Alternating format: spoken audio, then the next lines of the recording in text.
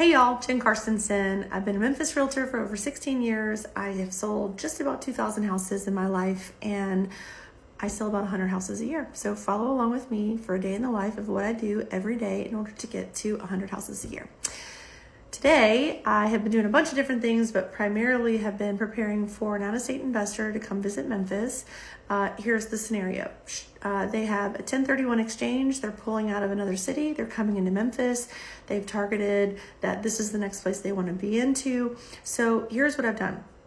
A lot of times people say, I don't want to work with investors, but investors are a large part of my business. It's really important that everybody knows that working with investors can be a great subsidy to your business.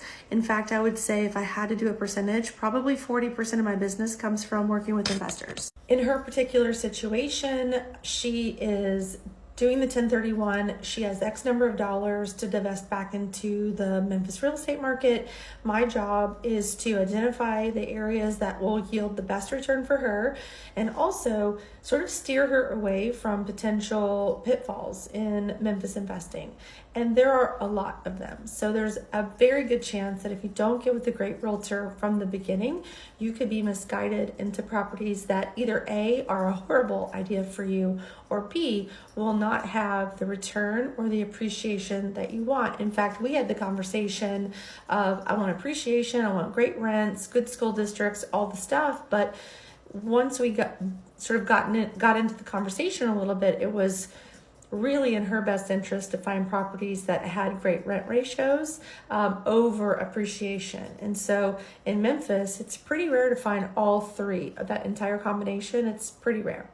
So I have 25 properties that I've identified for her might work. So the next step is printing all the MLS sheets, making sure that all of them are still available, giving them all a call and asking them if the seller's willing to co-op with a buyer's agent, and if so, what the percentages or fee, and then sort of mapping all of those properties out and then setting the appointment.